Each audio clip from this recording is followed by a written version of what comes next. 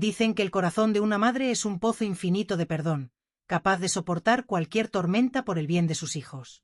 Pero aquel martes soleado en Madrid, descubrí que incluso el pozo más profundo tiene un fondo, y que el corazón de una madre no se rompe con un estruendo, sino con el sonido silencioso y vibrante de una notificación de WhatsApp. Yo estaba lista, con mi maleta de mimbre en una mano y mi sombrero de ala ancha en la otra, imaginando la brisa del Mediterráneo, cuando leí la frase que borraría mi sonrisa para siempre: «Mamá, no vas a venir. Marta prefiere que sea solo la familia». En ese segundo, no solo perdí un viaje, perdí la venda que cubría mis ojos desde hacía décadas. Pero antes de que continúe, verifica si ya te suscribiste al canal, deja tu like y cuéntame en los comentarios desde donde estás escuchando mi historia. Me gustaría mucho saber hasta dónde ha llegado. Recuerdo cada detalle de esa mañana con una claridad dolorosa. Era un día precioso en el barrio de Salamanca. La luz del sol entraba por los ventanales de mi salón, iluminando las partículas de polvo que bailaban en el aire. Yo llevaba meses sin salir realmente de casa, viviendo una vida pequeña y silenciosa, ahorrando cada euro de mi pensión y de mis inversiones para este momento. Iba a ser mi gran regreso a la vida, un crucero de lujo por las islas griegas e Italia. 10 días de ensueño. Ya tenía puesto mi vestido de lino beige y una capa generosa de protector solar, anticipando el sol de Santorini. Miré el reloj de pared. Faltaban 20 minutos para que el taxi que Javier había prometido enviar llegara a buscarme. Estaba nerviosa, con esa ansiedad dulce de quien va a vivir una aventura. Entonces, mi móvil vibró sobre la mesa de entrada, junto a las llaves de casa. Mi corazón dio un salto de alegría. Debe ser Javier, pensé, avisando que ya están de camino. Con manos temblorosas de emoción, desbloqueé la pantalla. El mensaje era largo, pero mis ojos solo enfocaron el final.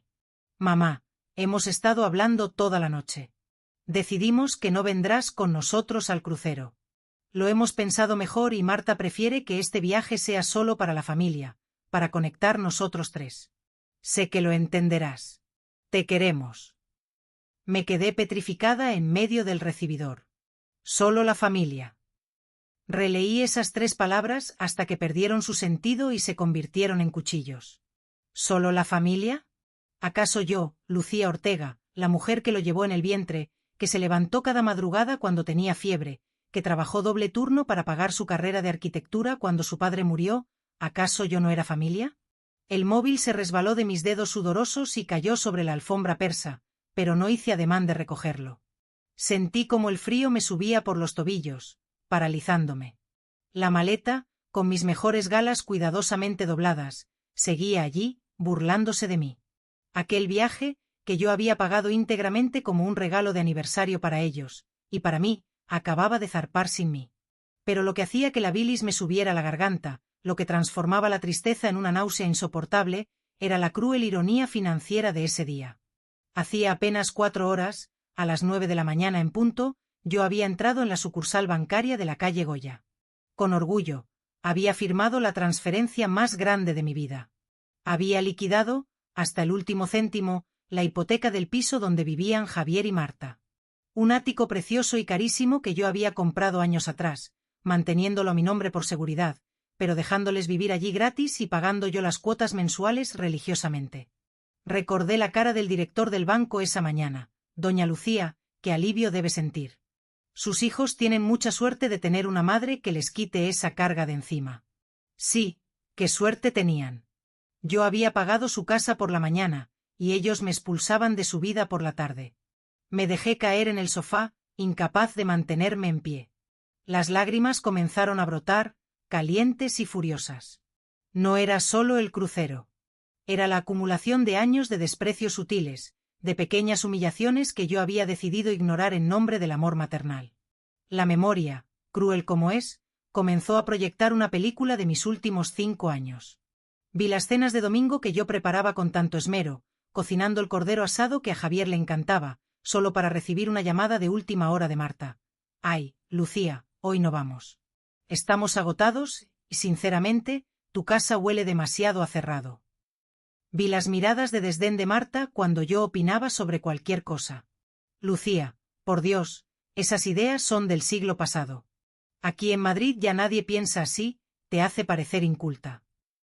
Vi las fotos en Instagram de la fiesta de cumpleaños de mi nieta, Ana, el año pasado.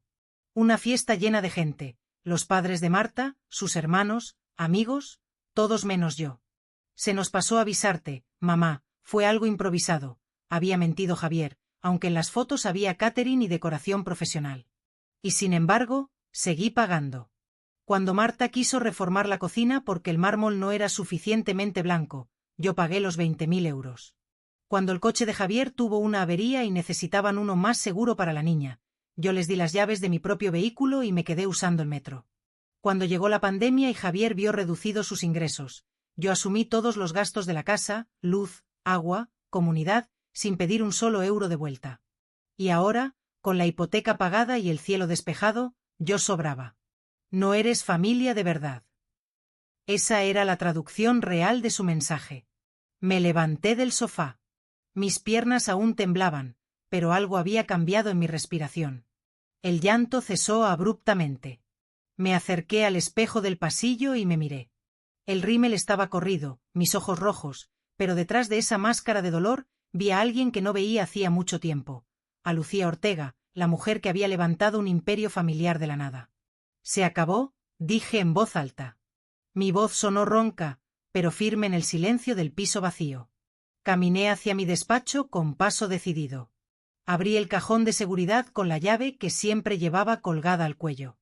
Allí estaba la carpeta de cuero azul. La saqué y la puse sobre el escritorio de caoba. Dentro estaban los documentos que definían mi poder, un poder que yo había cedido voluntariamente por amor, pero que ahora recuperaría por dignidad. La escritura de propiedad.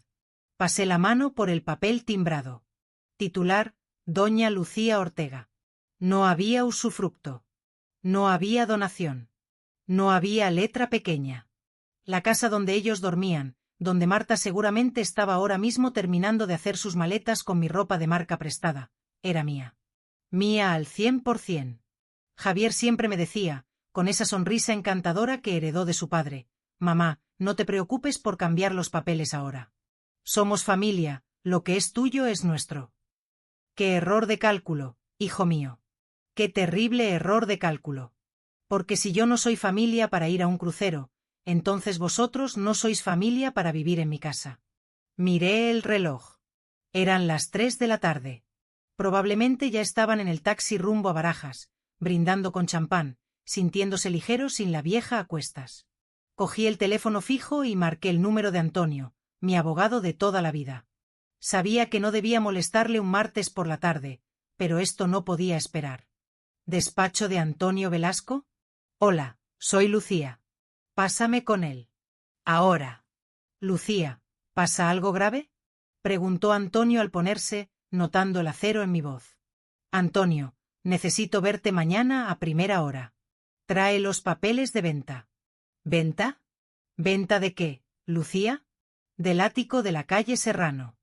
Voy a vender la casa de mi hijo. Y quiero que se haga rápido, mientras ellos están navegando por el Mediterráneo gastándose mi dinero. Colgué el teléfono. Miré mi maleta en el pasillo. No iba a ver las islas griegas este año, es verdad. Pero iba a emprender un viaje mucho más satisfactorio, el viaje de recuperar mi dignidad.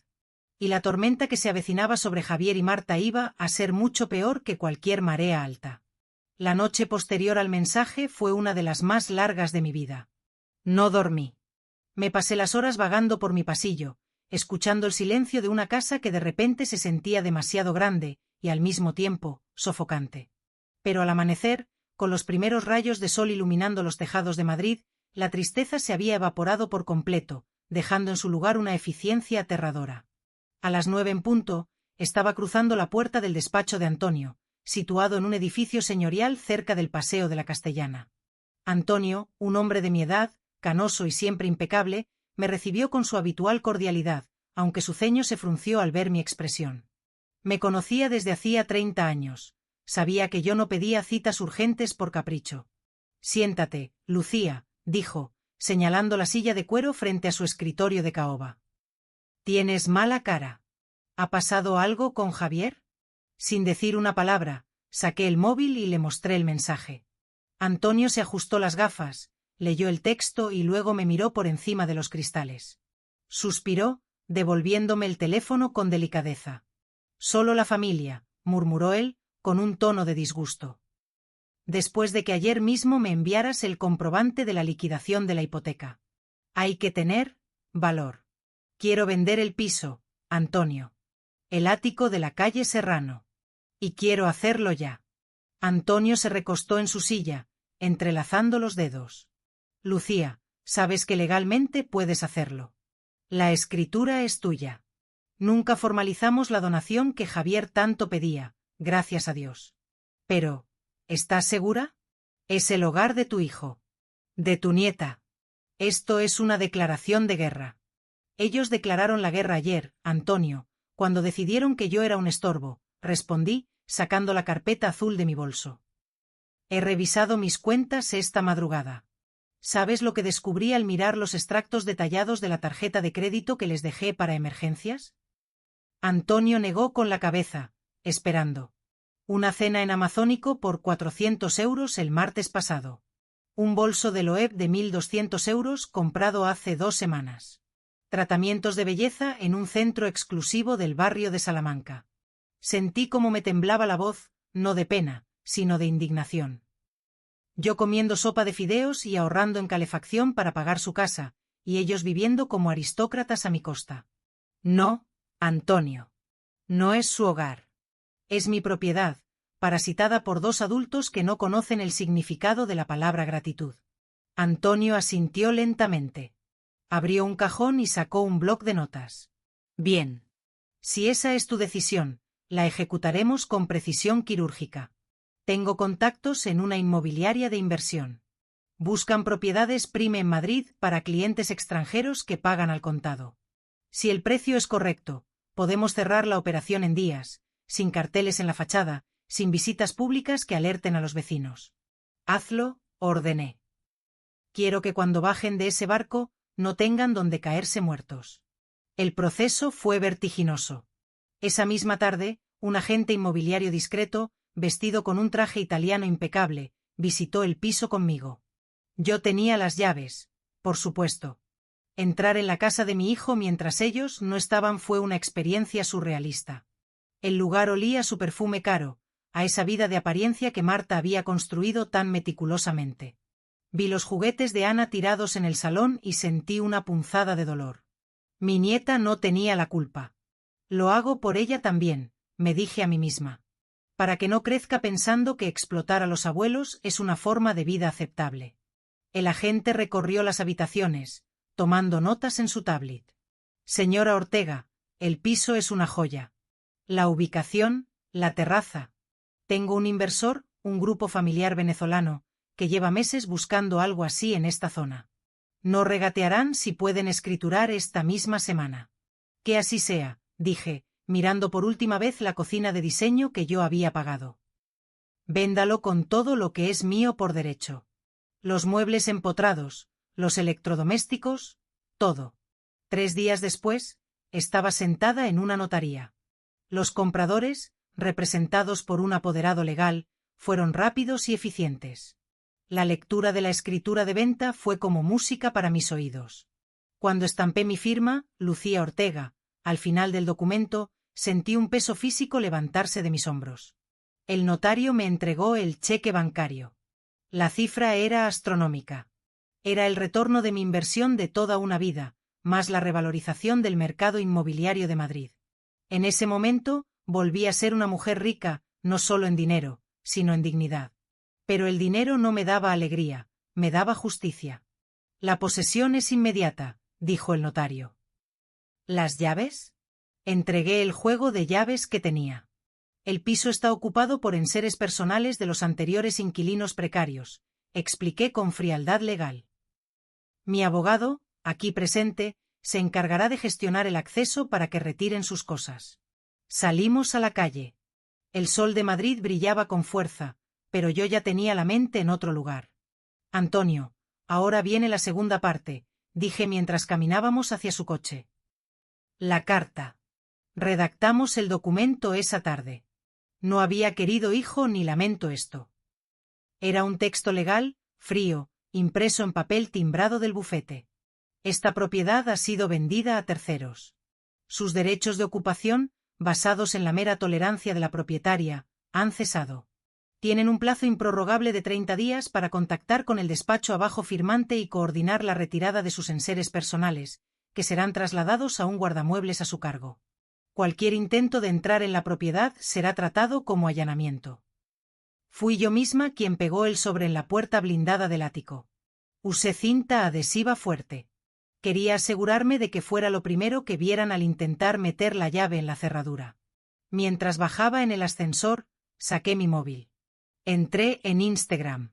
Allí estaban Javier y Marta, bronceados, sonrientes, con copas de cóctel en la mano, con el mar Egeo de fondo. Disfrutando de la dolce vita en familia, decía el pie de foto de Marta. Disfrutad, murmuré. Disfrutad mientras podáis. Abrí la aplicación de mi banco. Busqué la tarjeta de crédito adicional.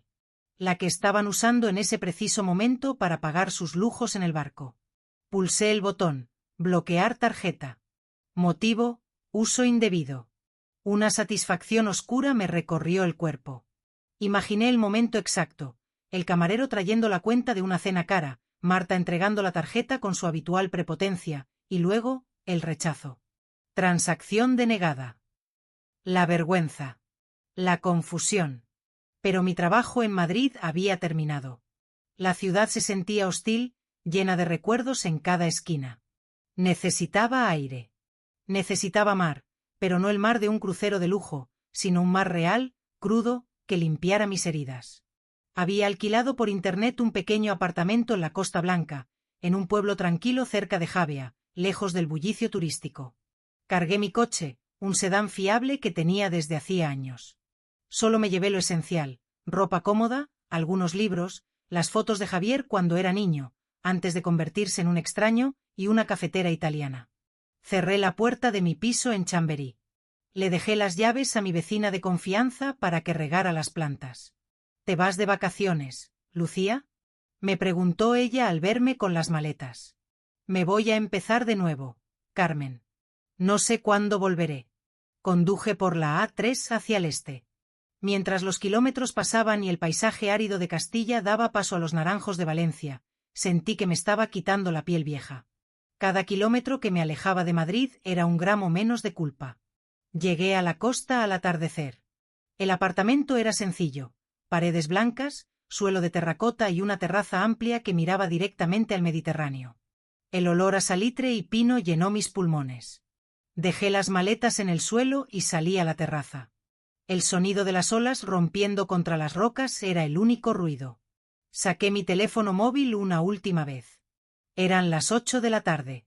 Probablemente en el crucero estaban preparándose para la cena de gala.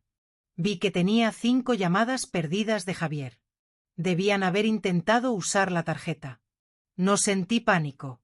No sentí la necesidad de correr a solucionarles el problema. Apagué el teléfono. Lo metí en el cajón de la mesita de noche.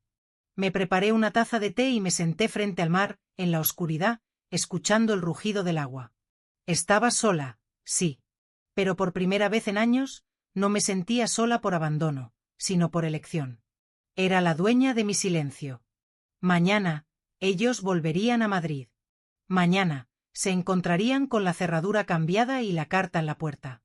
Mañana empezaría la tormenta. Pero yo estaría aquí, viendo amanecer sobre el mar, intocable.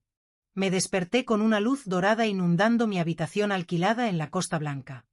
Durante unos segundos, desorientada por el sonido rítmico de las olas, olvidé dónde estaba. No había bocinas de tráfico de Madrid, ni el zumbido constante de la nevera vieja de mi piso en Chamberí. Solo paz. Me levanté, preparé un café fuerte y salí a la terraza. Eran las 10 de la mañana. Sabía que el tiempo de gracia había terminado. Javier y Marta habían aterrizado en Barajas la noche anterior. A estas alturas, la realidad ya les habría golpeado con la fuerza de un tren de mercancías. Miré el cajón de la mesita de noche donde había guardado mi móvil apagado. Era como mirar una granada sin anilla. Respiré hondo, di un sorbo largo al café para armarme de valor y lo encendí. El dispositivo vibró violentamente en mi mano, una convulsión tecnológica que duró casi 2 minutos ininterrumpidos. 74 llamadas perdidas. 128 mensajes de WhatsApp. 15 correos electrónicos. 20 notificaciones de buzón de voz. No los abrí inmediatamente. Dejé que el teléfono se calmara sobre la mesa de plástico de la terraza. Lo primero que hice fue llamar a Antonio. Él contestó al primer tono, como si hubiera estado esperando mi señal de vida. Buenos días, Lucía. Su voz sonaba grave, profesional, pero con un matiz de agotamiento. Menuda noche nos han dado. Cuéntamelo todo, Antonio. No me ahorres detalles. Antonio carraspeó. Aterrizaron a las 11 de la noche. Llegaron a la calle Serrano cerca de la medianoche. El conserje del edificio, al que ya habíamos avisado e instruido, les vio intentar abrir el portal. Por supuesto, sus llaves electrónicas ya estaban desactivadas. ¿Y qué hicieron? Llamaron al telefonillo de su piso. Nadie contestó, claro. Al final, aprovecharon que un vecino salía para colarse en el edificio. Subieron hasta el ático. Cerré los ojos, imaginando la escena. El pasillo elegante, el felpudo de bienvenida que probablemente Marta había elegido, y la puerta blindada cerrada a cal y canto. Intentaron meter la llave en la cerradura, pero la habíamos cambiado, continuó Antonio. Fue entonces cuando vieron el sobrepegado en la puerta. Javier me llamó a las 12:45 de la madrugada, Lucía. Estaba histérico. Gritaba que le habían robado la casa, que iba a llamar a la policía. ¿Qué le dijiste? Lo que acordamos. Que la propiedad había sido vendida legalmente por su única titular, tú. Que sus enseres estaban seguros y que tenía 30 días. Les recomendé buscar un hotel porque si intentaban forzar la puerta, los nuevos dueños llamarían a la policía por allanamiento de morada. ¿Y Marta? Pregunté, sintiendo una curiosidad morbosa. Marta le quitó el teléfono a Javier. Me insultó, Lucía. Dijo que estaba senil, que te habían estafado, que me iba a denunciar al colegio de abogados por manipulación de incapaz. Le colgué. Colgué con Antonio y, finalmente, decidí enfrentarme a los mensajes de mi hijo. Abrí el WhatsApp. La lista de mensajes era un descenso a los infiernos de la desesperación. Javier, ayer, 6, desde el barco mamá. ¿Qué pasa con la tarjeta? Estamos en recepción intentando pagar los extras para desembarcar y da error. ¡Qué vergüenza! Hay gente mirando. Javier, ayer, 6:15 mamá, contesta. Me dicen que está bloqueada por el titular. Marta está furiosa. Tuvimos que pedirle dinero prestado a los García. ¡Qué humillación! Javier, ayer, 11:30 estamos en el portal. Las llaves no van. Javier, hoy, 12:50 ¿vendida? ¿Cómo que vendida? Mamá, dime que es una broma. Estamos en la calle con las maletas y Ana está llorando de sueño. Javier, hoy, 3 estamos en un hostal en Gran Vía, es lo único que encontramos libre a estas horas que no costara una fortuna. Mamá, por Dios, llámame. El último era un audio de voz, enviado a las 7 de la mañana. Le di al play. La voz de Javier sonaba rota, ronca por el llanto o la falta de sueño. Mamá, no entiendo nada. Somos tu familia. ¿Cómo has podido dejarnos en la calle? La casa era nuestra. Tú dijiste que era nuestra. Marta dice que te has vuelto loca, pero yo solo quiero saber por qué. ¿Es por lo del crucero? ¿Es por ese maldito mensaje? Mamá, era solo un viaje. Sentí una lágrima correr por mi mejilla. Era mi hijo. Mi niño. El dolor en su voz era real. Por un segundo, la duda me asaltó. ¿He ido demasiado lejos? ¿Es esto demasiado cruel? Pero entonces, el siguiente audio se reprodujo automáticamente. Era de Marta, enviado desde el teléfono de Javier. Su tono no era de súplica, sino de veneno puro. Mira, Lucía, no sé qué juego te traes, pero esto es ilegal. Esa casa es el hogar conyugal. Tenemos derechos. Y lo de la tarjeta fue patético. Espero que tengas un buen abogado porque te vamos a quitar hasta la pensión cuando te declaremos incapacitada mentalmente. Llama ahora mismo y arregla este desastre o no volverás a ver a tu nieta.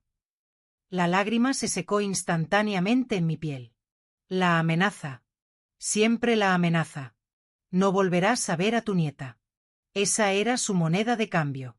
Siempre lo había sido. Usaban a Ana, mi pequeña Ana, como un rehén emocional para mantenerme dócil y pagando facturas. La culpa se evaporó, reemplazada por esa frialdad protectora que había descubierto en Madrid. No contesté a los audios. No llamé. Escribí un único mensaje de texto, no por WhatsApp, para que fuera más formal. Para Javier, la casa no era vuestra, Javier. Era mía. Y yo decido quién vive en mis propiedades. Solo la familia tiene sus privilegios, pero también sus consecuencias cuando se excluye a la matriarca que sostiene el techo. Hablad con Antonio. Él tiene la dirección del guardamuebles. Y Marta, si vuelves a amenazarme con mi nieta o a cuestionar mi salud mental, la próxima demanda será por injurias. Sed adultos y buscad un techo con vuestro propio dinero, como hace todo el mundo. Bloqueé temporalmente a Javier en WhatsApp para no ver si estaba escribiendo. Y evitar la tentación de entrar en una discusión circular. Me quedé mirando el mar. Imaginé a Javier leyendo ese mensaje en un hostal barato de la Gran Vía, con las maletas de lujo abiertas en el suelo y Marta gritando de fondo. Por primera vez en sus vidas, tenían un problema que mamá no iba a solucionar con una transferencia bancaria. A media tarde, mi hermana Inés me llamó. Dudé si contestar, pero Inés, aunque a veces pesada, no tenía mal fondo. ¿Lucía? Gracias a Dios. Gritó al descolgar. Javier me ha llamado llorando a mares. Dice que les has desahuciado. Que has vendido el piso de la calle Serrano. Lucía, que la gente está hablando. Que hablen, Inés.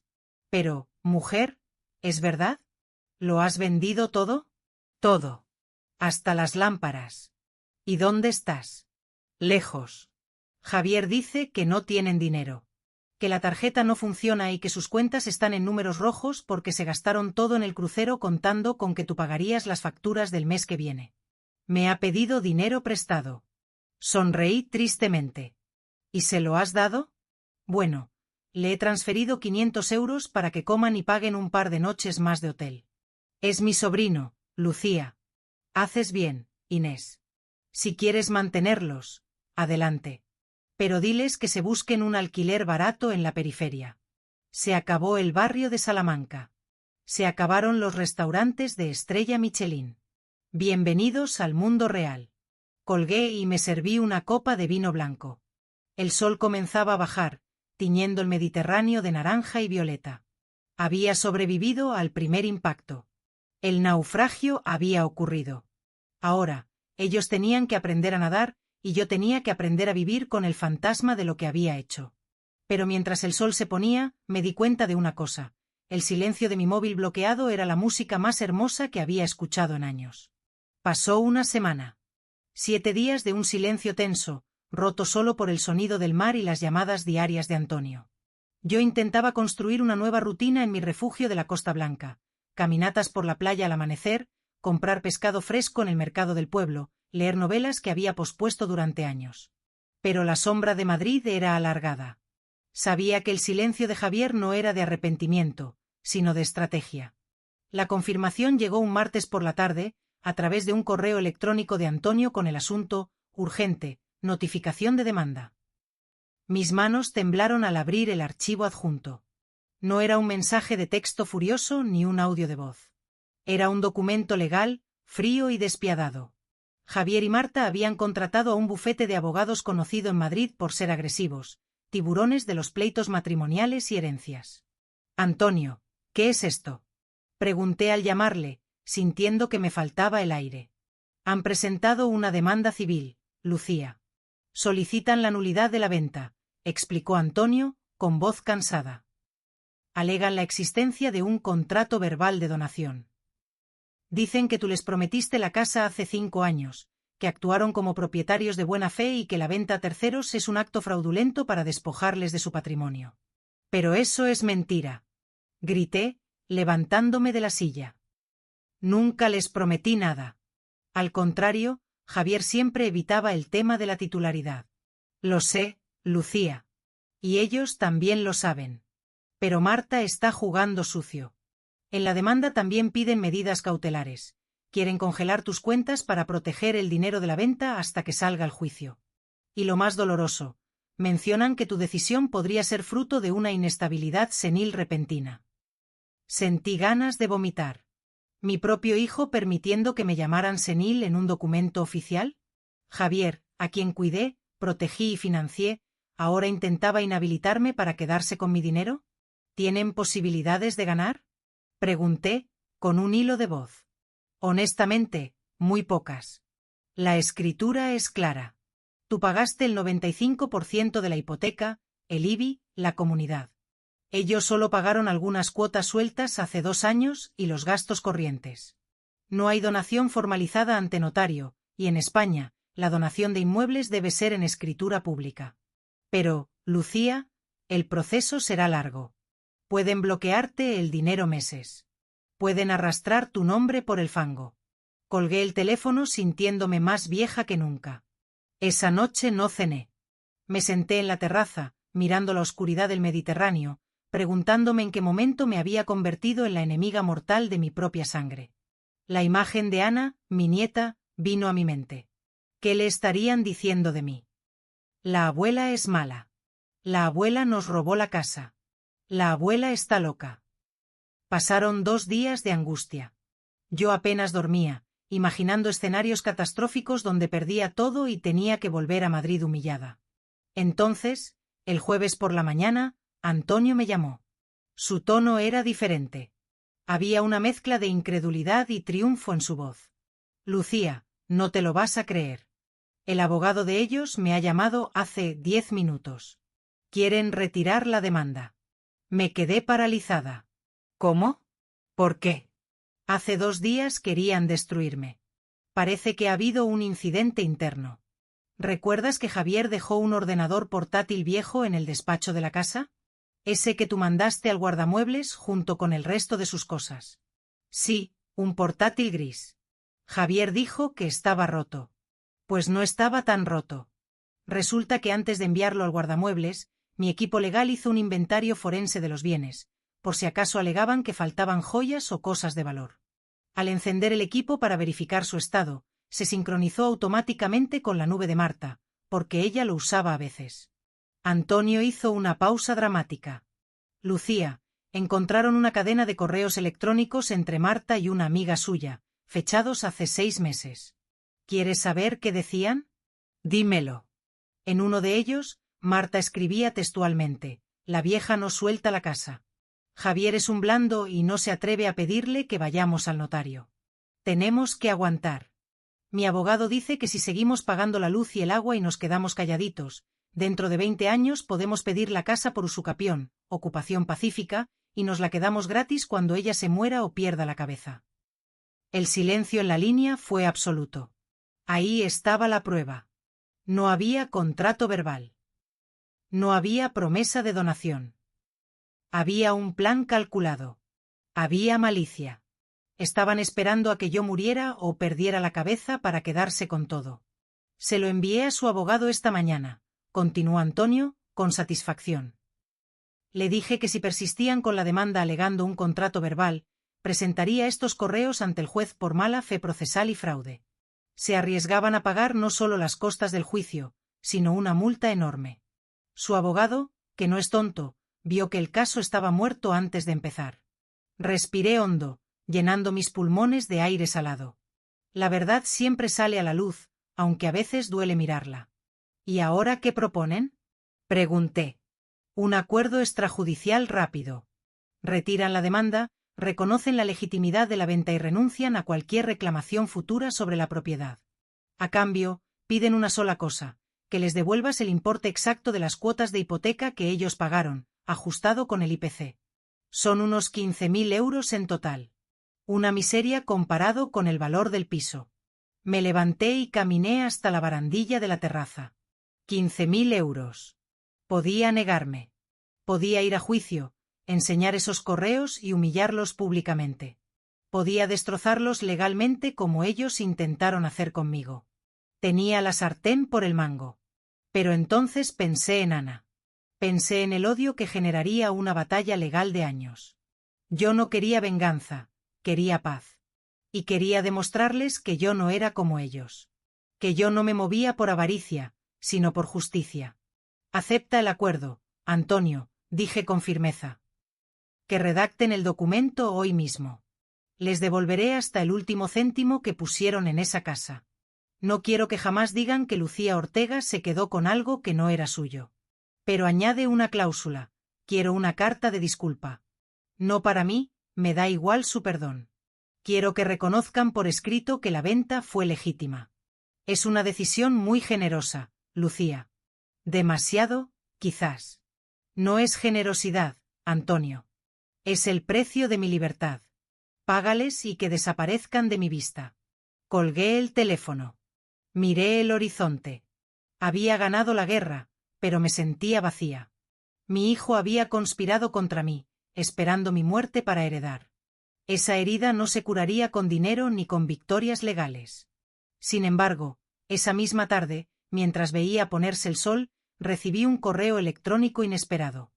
No era de Javier. No era de Marta. Tampoco de Antonio. El remitente era Isabel Torres. La madre de Marta. Abrí el correo con recelo. Isabel y yo nunca fuimos íntimas. Éramos consuegras cordiales, de las que se saludan en Navidad y poco más. El asunto decía, sobre Ana y la verdad. Leí las primeras líneas y el corazón me dio un vuelco. Hola, Lucía. Sé que probablemente soy la última persona de la que quieres saber, dada la guerra que mi hija ha declarado. Pero te escribo como abuela, no como madre de Marta. Están viviendo en mi casa desde que volvieron del crucero. La situación es insostenible. Pero hay algo que debes saber. Ana no deja de llorar por las noches preguntando por su abuela Lucía. Y Marta. Marta le está diciendo mentiras que no puedo tolerar. Mis ojos se llenaron de lágrimas.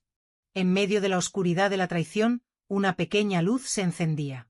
Una aliada inesperada estaba abriendo una puerta trasera en la fortaleza enemiga. El correo electrónico de Isabel Torres, la madre de Marta, brillaba en la pantalla de mi ordenador como un faro en medio de una tormenta oscura. Lo leí una docena de veces, buscando alguna trampa, algún doble sentido, pero solo encontraba la angustia genuina de una abuela preocupada. Lucía, Marta está fuera de control. Desde que perdieron el piso y vinieron a vivir a mi casa, el ambiente es irrespirable. Culpa a todo el mundo, a ti, a Javier, al banco, menos a sí misma. Pero lo que me rompe el corazón es Ana. La niña no entiende porque ya no ve a su abuela del mar, como te llama.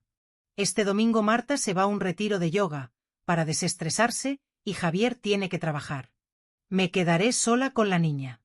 Si estás dispuesta, podría llevarla a verte. Sé que estás en la costa. Sería un viaje largo de ida y vuelta en el día, pero Ana lo necesita. Y creo que tú también. Respondí con los dedos temblorosos. Ven. Por favor, ven. Prepararé todo. Los días hasta ese domingo se arrastraron con una lentitud exasperante. Pero esa espera me dio un propósito. Limpié mi pequeño apartamento de la Costa Blanca hasta que los suelos de terracota brillaron. Fui al mercado local y compré los ingredientes para hacer las galletas de almendra que a Ana tanto le gustaban. Compré un juego de cubos y palas para la playa. Por primera vez en semanas, no era la mujer despechada ni la propietaria vengativa, volví a ser simplemente la abuela Lucía. El domingo amaneció con un sol radiante. A las 12 del mediodía, un coche gris se detuvo frente a mi edificio. Desde la terraza, vi bajar a una mujer elegante de unos 60 años, y tras ella, una pequeña figura con coletas que reconocería en cualquier parte del mundo. Bajé las escaleras casi corriendo, olvidando mi edad y mis dolores de rodilla. Cuando abrí el portal, Ana me vio. Sus ojos se abrieron como platos y soltó la mano de Isabel. «¡Abuela!», gritó, corriendo hacia mí con esa energía pura que solo tienen los niños de 5 años. El impacto de su pequeño cuerpo contra el mío fue el mejor bálsamo que había recibido en años. La levanté en brazos, hundiendo mi nariz en su pelo, que olía a champú de fresa y a inocencia. En ese abrazo, todo el dolor, toda la traición de Javier, toda la maldad de Marta, se disiparon momentáneamente. Solo existíamos nosotras. Te he echado mucho de menos, mi amor, susurré, conteniendo las lágrimas para no asustarla. Mamá dijo que te habías ido muy lejos porque estabas enfadada, dijo Ana, separándose para mirarme con seriedad. ¿Estás enfadada conmigo, abuela? El corazón se me rompió en 1000 pedazos. ¿Cómo podía Marta ser tan cruel de poner esa carga sobre una niña? No, mi vida. Jamás. Nunca podría enfadarme contigo. Me vine a vivir cerca del mar, ¿ves? Y ahora tú puedes venir a visitarme y jugar en la playa. Miré a Isabel, que nos observaba desde el coche con una sonrisa triste. Me acerqué a ella y, sin decir palabra, nos dimos un abrazo breve pero significativo. Era el abrazo de dos madres que veían cómo sus hijos destruían sus vidas, unidas por el deseo de proteger a la siguiente generación.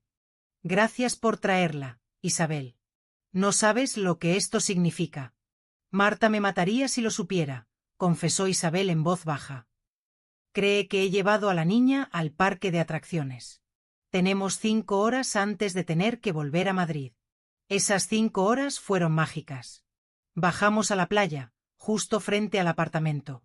Ana se quitó las sandalias y corrió hacia el agua, gritando cada vez que una ola fría le tocaba los dedos de los pies. Construimos un castillo de arena enorme, decorado con conchas y piedras blancas. Nos reímos. Comimos las galletas.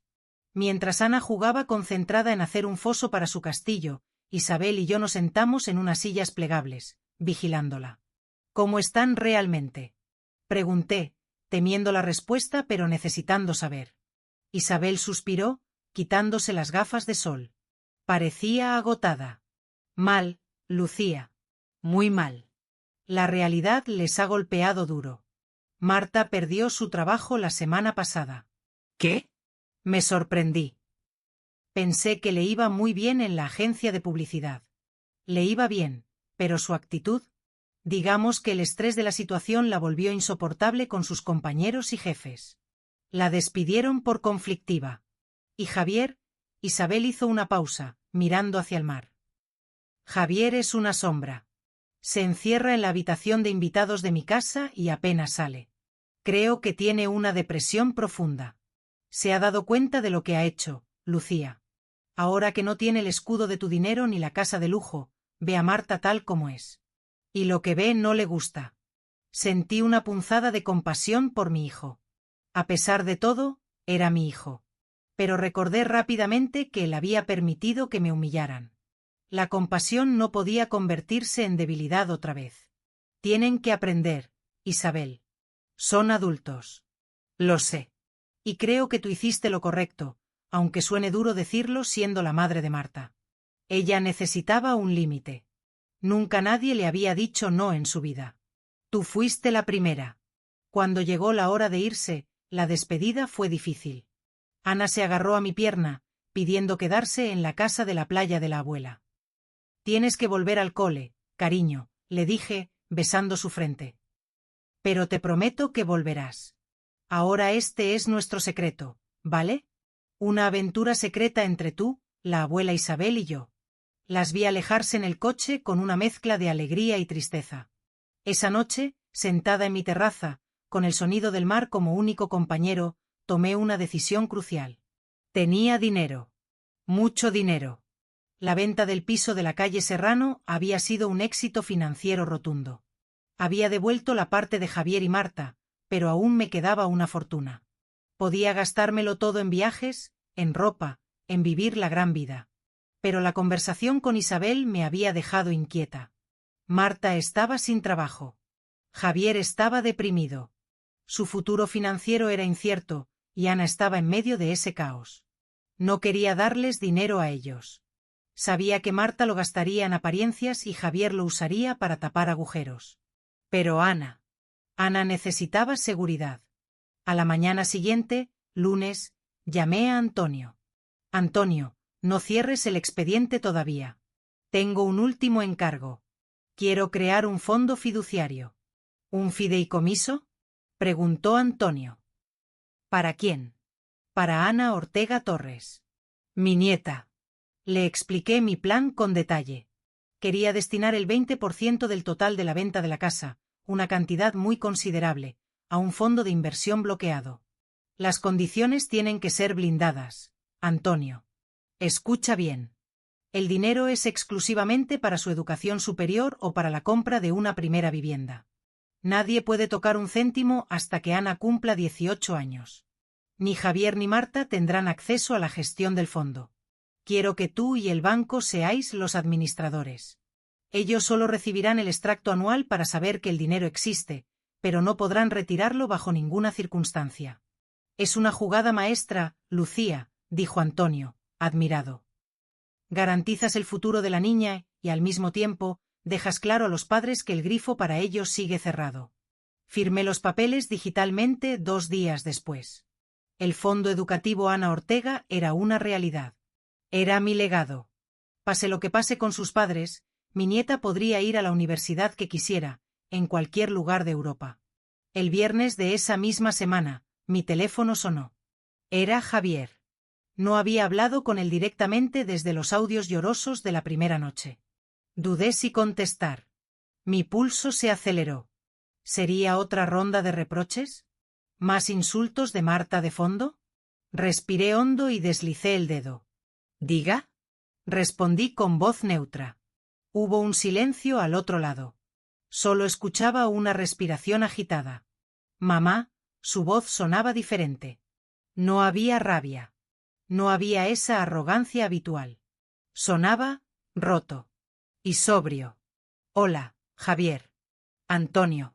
Antonio me ha enviado la notificación del fondo para Ana.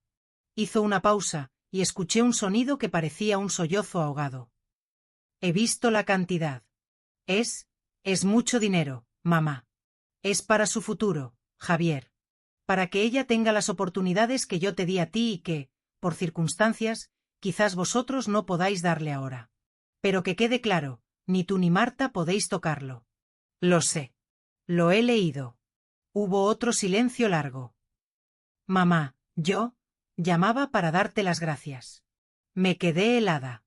Esperaba gritos. Esperaba que me exigieran el dinero para pagar sus deudas actuales. Pero gracias. No lo hice por ti, dije, manteniendo mi barrera defensiva. Lo sé. Y eso es lo que más me duele. Que tengas que proteger a mi hija de mis propios errores.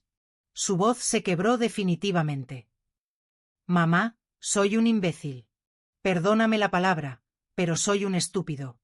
He tirado mi vida por la borda por intentar impresionar a gente a la que no le importo, y he perdido a la única persona que siempre estuvo ahí. Escuchar a mi hijo hablar así, con esa humildad cruda, me desarmó parcialmente. Me apoyé en la barandilla de la terraza, mirando las estrellas sobre el mar. ¿Dónde está Marta? Pregunté. En la habitación, gritando. Cuando vio los papeles del fondo se puso histérica.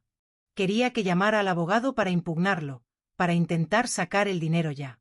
Decía que con eso podíamos alquilar un chalet en La Moraleja y recuperar nuestro estatus. ¿Y qué has hecho tú? Le he dicho que no. Por primera vez en 5 años, mamá, le he dicho que no. Le he dicho que ese dinero es intocable. Que es de Ana. Y, Javier tomó aire. Y me he ido de casa. Te estoy llamando desde un parque. No puedo más, mamá. No puedo seguir viviendo en esa mentira. Sentí una mezcla de alivio y tristeza profunda. Mi hijo estaba despertando, sí, pero su vida estaba en ruinas. ¿Qué vas a hacer, Javier? No lo sé. Tengo que buscar un trabajo de verdad, dejar de fingir que soy un arquitecto de éxito cuando solo he tenido 2 proyectos en un año. Tengo que alquilar un estudio barato. Tengo que ser un hombre, supongo. Como tú querías que fuera. Nunca es tarde, hijo, dije suavemente. Mamá, ¿crees que algún día podré ir a verte? No pido quedarme en tu casa. Me pagaré mi pensión. Solo quiero verte. Quiero pedirte perdón a la cara, no por teléfono. La Lucía de hace un mes habría dicho ven ya. La Lucía madre gallina habría corrido a rescatarlo. Pero la nueva Lucía, la que miraba el mar y se respetaba a sí misma, sabía que eso sería un error. Él necesitaba arreglar su propio desastre primero. Algún día, Javier. Pero no ahora. Ahora tienes que organizar tu vida. Resuelve tus problemas con Marta. Busca un techo. Encuentra un trabajo. Demuéstrame que este cambio es real y no solo fruto de la desesperación del momento.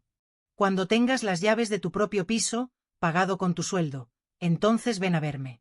Entiendo, dijo él, con resignación pero también con respeto. Tienes razón. Gracias, mamá. Por Ana. Y por la lección. Aunque me esté doliendo como el infierno. Colgamos. Me quedé mirando el teléfono. Una lágrima solitaria rodó por mi mejilla, pero esta vez era una lágrima de esperanza. La estructura tóxica se había roto. Javier estaba solo, en un parque de Madrid, sin dinero y sin casa, pero por primera vez en años, estaba recuperando su dignidad. Y yo, desde mi terraza frente al Mediterráneo, había asegurado el futuro de mi nieta y, quizás, solo quizás, había salvado a mi hijo de ahogarse definitivamente. Pero la guerra con Marta no había terminado. Sabía que ella no aceptaría ese no tan fácilmente. Una mujer que cree que el mundo le debe algo es peligrosa cuando se le niega lo que desea. Pasaron 2 meses desde aquella llamada en la que Javier se rompió. En la Costa Blanca, el verano comenzaba a ceder paso a un otoño suave y dorado. Mi vida había adquirido un ritmo tranquilo, casi monástico, pero no solitario. Javier había cumplido su palabra. No pidió dinero, no pidió volver al ático de la calle Serrano. En su lugar, alquiló un estudio minúsculo en el barrio de Tetuán, un lugar obrero y ruidoso, muy lejos del lujo al que estaba acostumbrado. Consiguió trabajo en un estudio de arquitectura mediano, no como socio, sino como delineante, ganando un sueldo básico pero honrado. Vino a verme un fin de semana de octubre. Cuando lo vi bajar del autobús, porque había vendido su coche de marca para pagar deudas, casi no lo reconocí. Estaba más delgado, con ojeras, pero había una firmeza en su mirada que nunca antes había visto. No hablamos mucho del pasado durante esa visita. Caminamos por la playa, comimos arroz y él jugó con Ana, a quien Isabel había traído para que coincidieran. Por primera vez, vi a un padre, no a un proveedor estresado. Pero la paz es frágil cuando hay alguien decidido a romperla. El martes siguiente, Antonio me llamó. Su tono ya no era de cansancio, sino de alerta máxima. Lucía, tienes que venir a Madrid. Marta ha cumplido su amenaza. Ha presentado una demanda de modificación de medidas sobre el fondo fiduciario de Ana. ¿Qué? Pregunté, sintiendo que la sangre me hervía. El fondo es irrevocable hasta que la niña cumpla 18 años. Está blindado. Ella ha encontrado un resquicio legal, o al menos eso intenta su nuevo abogado. Alega necesidad educativa urgente. Dice que la escuela pública a la que va Ana no cumple con las necesidades especiales de la niña y que, como madre, tiene derecho a desbloquear el 30% del capital ahora mismo para matricularla en el British Council School, uno de los colegios más caros de Madrid. Eso es absurdo. Ana es feliz en su colegio. Saca buenas notas. Es solo una excusa para poner las manos en el dinero. Lo sabemos, Lucía. Pero el juez ha convocado una vista urgente para decidir sobre el bienestar de la menor. Tienes que estar allí. Y Javier también. Volver a Madrid fue extraño. La ciudad me pareció gris y hostil comparada con la luz de Alicante. La vista se celebró en los juzgados de Plaza de Castilla. Al entrar en la sala de espera, vi a Marta. El cambio en ella era impactante. Siempre había sido una mujer de apariencia impecable, de peluquería semanal y ropa de diseñador. Ahora, aunque iba bien vestida, se notaba el desgaste. Tenía el gesto duro, la mandíbula tensa y una mirada febril que me dio escalofríos. No me saludó. Solo clavó sus ojos en mí con un odio puro y destilado. Javier llegó poco después. Se sentó a mi lado, sin mirar a su exmujer. No vamos a ceder, mamá, me susurró, tomándome la mano. No va a tocar el futuro de Ana. Dentro de la sala, el ambiente era cortante. El abogado de Marta argumentó con elocuencia teatral. Habló del derecho de la menor a la excelencia, de cómo el fondo estaba secuestrando oportunidades vitales para la niña. Marta declaró, llorando, lágrimas que me parecieron ensayadas, que solo quería lo mejor para su hija y que la abuela rencorosa estaba usando el dinero para controlarlos. Entonces le tocó el turno a Javier. El juez, un hombre serio con gafas de montura gruesa, le preguntó: «Señor Ortega, usted es el padre y también firmó la aceptación de las condiciones del fondo». ¿Está de acuerdo con la solicitud de la madre de desbloquear el capital para este cambio de colegio? Javier se puso de pie. Se alisó la chaqueta barata que llevaba. No, señoría. No estoy de acuerdo. Marta soltó un bufido audible en la sala. Explíquese, pidió el juez. Mi hija Ana asiste a un colegio público excelente en nuestro barrio. Es feliz allí, tiene amigos y sus profesores están contentos con su rendimiento. No hay ninguna necesidad pedagógica para cambiarla a un colegio privado internacional de 2.000 euros al mes. La solicitud de mi exmujer no tiene nada que ver con la educación de Ana. Tiene que ver con el hecho de que ella, Javier dudó un segundo, pero luego continuó con firmeza, de que ella necesita mantener un nivel de vida y una apariencia social que ya no podemos costear. Ese fondo es el único seguro que mi hija tiene para su futuro universitario. Si se abre la puerta ahora, me temo que no quedará nada cuando Ana cumpla 18 años. El silencio en la sala fue absoluto. Marta miraba a Javier como si quisiera matarlo allí mismo. Por primera vez, él no bajó la cabeza. Le sostuvo la mirada. El juez dictó sentencia in voce, allí mismo. Se desestima la solicitud. El fondo fiduciario permanecerá bloqueado bajo las condiciones originales estipuladas por la donante, doña Lucía Ortega. Se condena a la parte demandante al pago de las costas. Salimos del juzgado con una sensación de victoria amarga. En el pasillo, Marta nos interceptó. Ya no lloraba. Estaba temblando de rabia.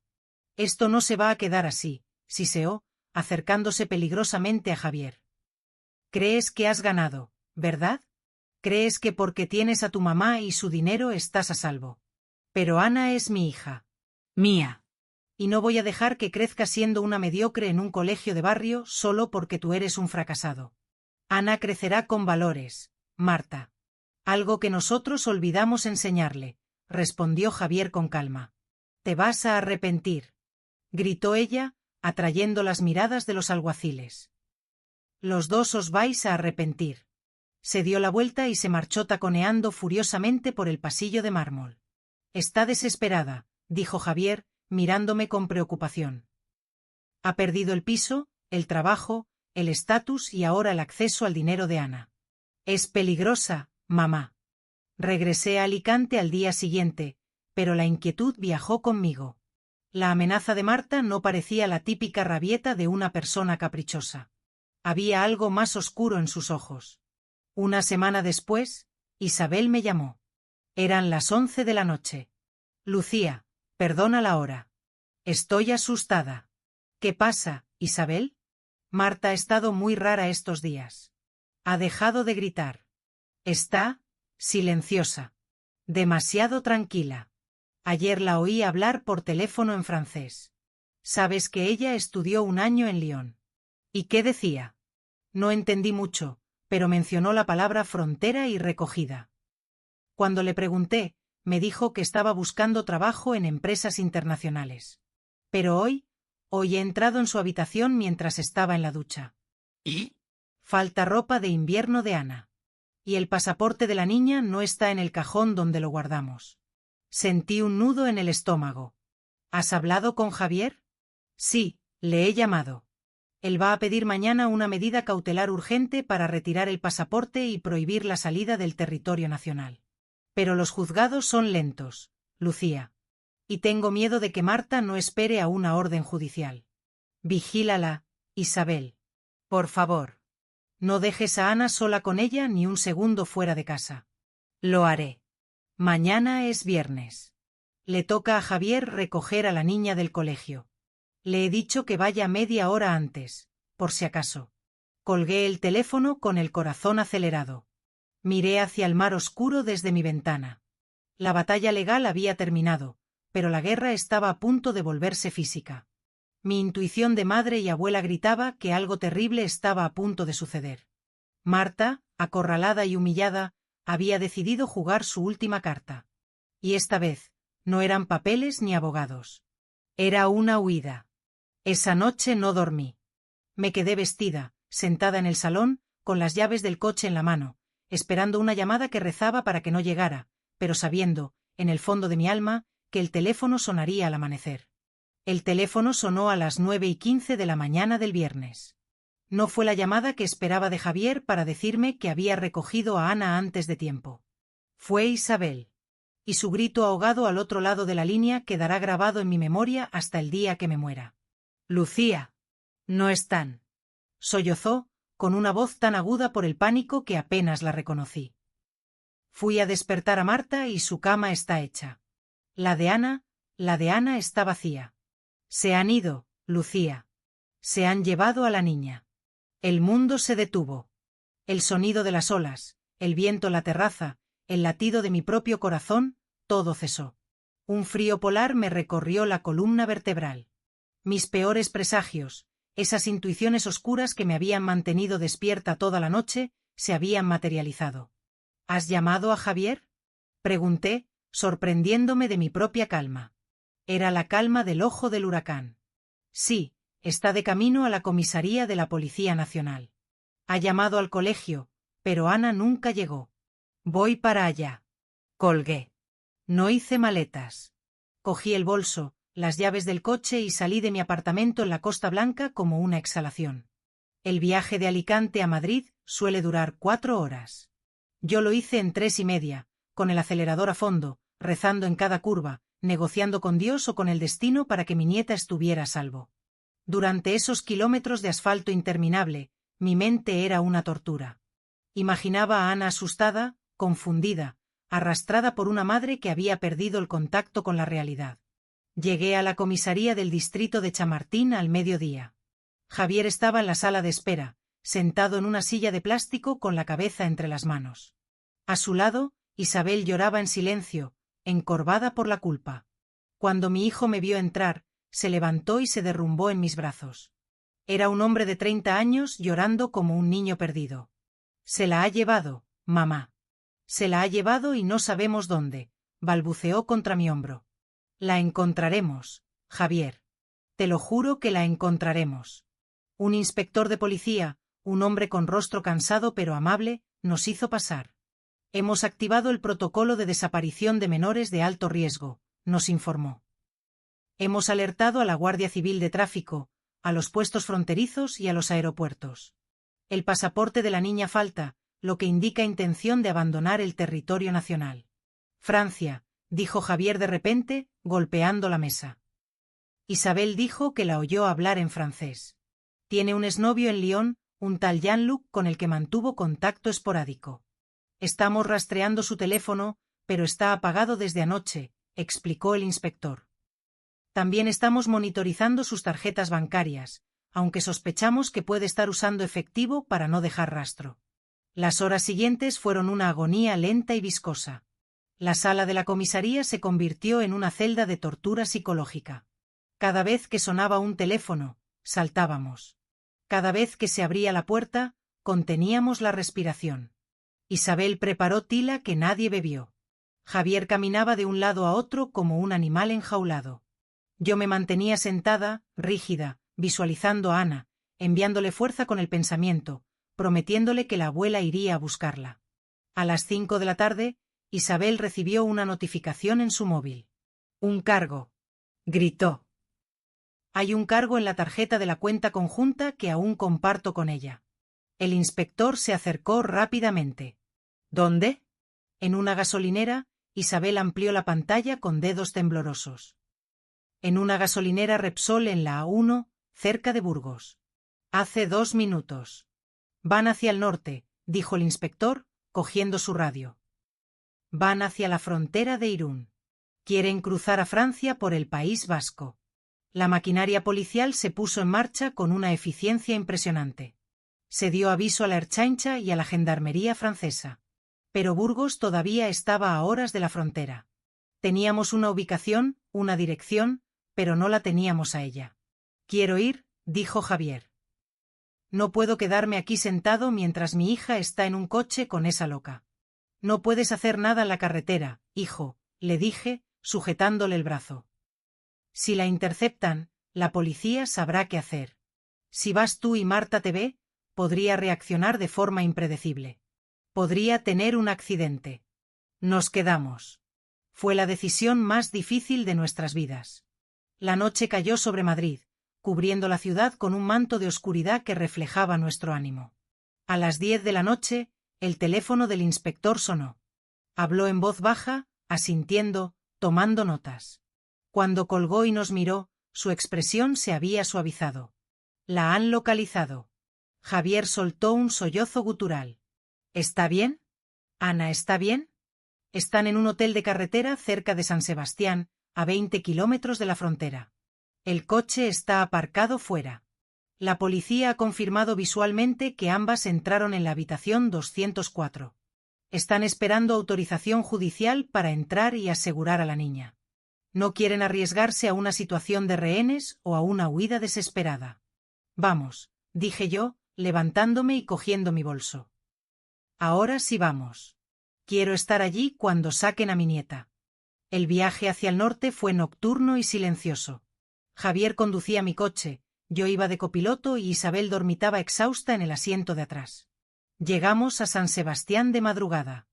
El hotel estaba rodeado por coches patrulla con las luces apagadas para no alertar. El momento del rescate fue rápido y caótico. Desde la distancia, vimos cómo los agentes entraban en el hotel. Hubo gritos. La voz de Marta, histérica, chillando que no tenían derecho. Y luego, el llanto de una niña. Minutos después, un agente salió por la puerta principal llevando a Ana en brazos, envuelta en una manta térmica. Javier corrió hacia ella saltándose el cordón policial, y esta vez nadie le detuvo. ¡Papá! El grito de Ana rompió el silencio de la madrugada. Verlos abrazarse, ver a Javier caer de rodillas en el asfalto mojado abrazando a su hija como si fuera lo único que le mantenía con vida, fue la imagen más poderosa que he presenciado. Marta salió después, esposada, escoltada por 2 agentes. No gritaba ya. Tenía la mirada perdida, el maquillaje corrido, el aspecto de alguien cuyo mundo de fantasía se ha derrumbado sobre su propia cabeza. Al pasar cerca de nosotros, se detuvo un segundo. Miró a Javier, luego a Isabel y finalmente a mí. No hubo odio en sus ojos esta vez, solo un vacío inmenso y aterrador. Solo quería que tuviera una vida mejor, murmuró, antes de que la metieran en el coche patrulla. 6 meses después. El sol de Alicante es diferente. Tiene una cualidad curativa, una calidez que parece penetrar hasta los huesos y sanar viejas heridas. Estoy sentada en mi terraza, con una taza de té helado en la mano, observando la playa. Es domingo. Abajo, en la arena, Javier y Ana están construyendo un castillo. No es un castillo cualquiera, es una obra de ingeniería compleja, con fosos, torres y puentes, digna de un arquitecto y su aprendiz. Ana ríe, y el sonido sube hasta mi balcón mezclándose con el de las gaviotas. Javier ríe con ella, una risa franca, sin la carga de la pretensión que llevaba encima hace un año. La vida ha cambiado radicalmente. Marta está en un centro psiquiátrico bajo custodia judicial. El intento de secuestro, sumado a su evidente colapso mental, llevó al juez a dictar un internamiento obligatorio en lugar de prisión inmediata. Perdió la custodia total de Ana. Javier tiene la patria potestad exclusiva. Isabel, la abuela materna, visita a Marta cada semana, llevando fotos de Ana pero sin llevar a la niña. Es un proceso lento, doloroso, pero necesario. Javier sigue viviendo en su pequeño piso de Tetuán, pero ha ascendido en el estudio de arquitectura. Ya no gana millones, pero gana lo suficiente para pagar sus facturas, invitar a su madre a comer y ahorrar para las vacaciones. Viene a verme un fin de semana sí y otro no.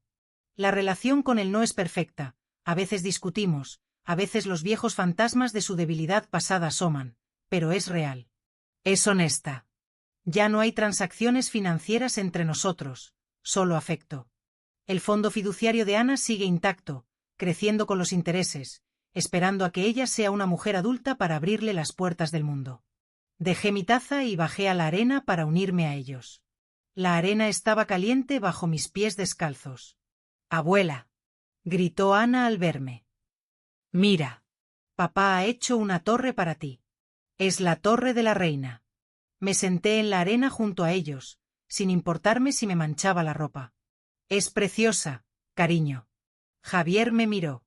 Tenía la piel bronceada y algunas canas nuevas en las sienes, marcas de la guerra que habíamos sobrevivido. «Mamá», dijo, dejando la pala a un lado. Estaba pensando, ¿te acuerdas de aquel día que vendiste el piso?